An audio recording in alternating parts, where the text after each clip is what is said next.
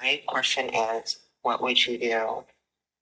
What would you do if you were at a point in your life where you were not happy with where you are? You're doing your best. You just don't know what else you should do to get yourself out of it. When I started showing up on YouTube, one of my biggest desires was to interact more with you guys, with my community. And I found a way to do that by having this app that allows me to receive your voice notes. And for the first time, I actually have a viewer that made use of it. Thank you, Lydia, for taking the time to do that and for trusting me. The sense that I got was that Lydia feels stuck. I had multiple seasons in my life that I felt stuck. And the conclusion that I can get from those moments is this, that feeling stuck in general is an illusion.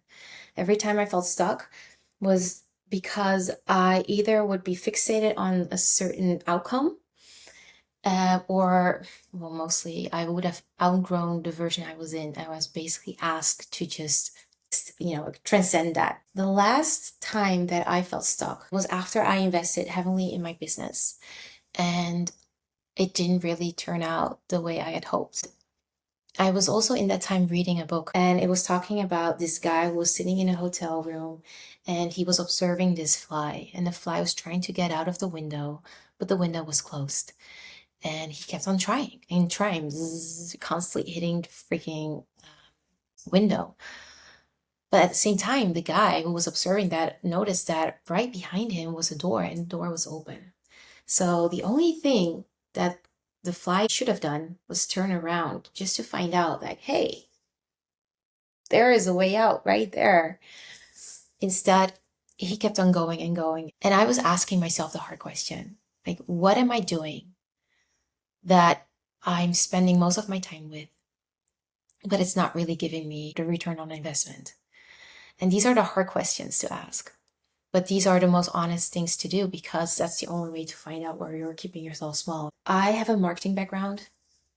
One of the things that I learned as a student was you have the 80-20 rule, that 80% of your clients only bring in 20% revenue, and then vice versa, that 20% of your clients bring in 80%. And I was asking myself, how can I turn that around? And because I was asking those questions, I saw, wait a minute, I'm spending a lot of time internalizing a lot of things instead of sharing wisdom, instead of sharing people my perspective shifts and how I think and how I act and move through life. What if what I do internally, all the mind flips that I do, what if I just start creating that on a daily basis on YouTube so that people can actually also have the benefit of how I think and act and do?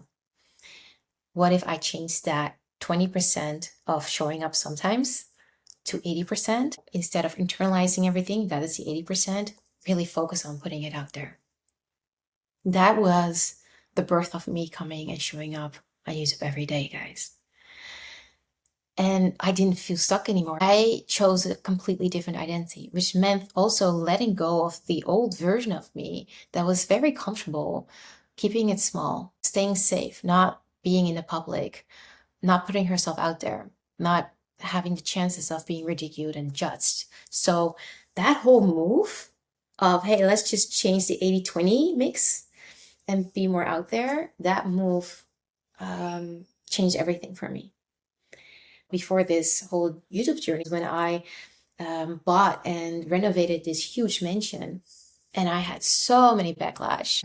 And eventually I was like, I'm not sure if this is what I'm supposed to be building. And I had to make a decision there too because I felt stuck.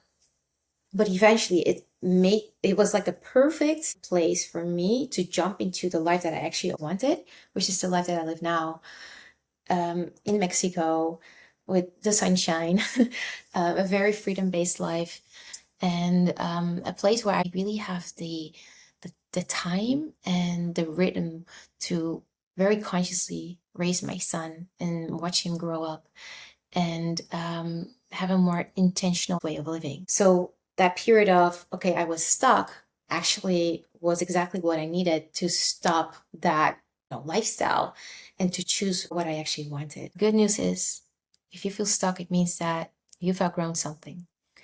And to be actually excited about that and to watch that unfolding of what it is that wants to be birthed, or what it is that wants to come out. And for me, it always meant expansion.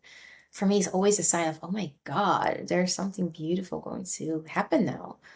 With the house, it meant moving to Mexico and creating a dream life. And with my business, it meant going full in on YouTube and building that and showing up for that every day. Sometimes we need that moment of feeling stuck to actually really go for what we want. And I therefore see it as a blessing of this, there's more that wants to come out. Let it. I hope with my examples, my real life examples, that it makes you go inside and ask yourself the question of, hey, where am I still holding back? What is it that I truly want? And who do I need to become to get it? Because we're all flies at a certain point in our lives, trying the same thing over and over again. But we sometimes just have to turn around and do something else. If you have a question in your life that you would love me to answer, you can use the same link as Lydia did. I will make sure it's in the description box. I'm looking forward to hear from you guys. Thank you guys so much for watching. I hope to see you in tomorrow's episode. Bye bye.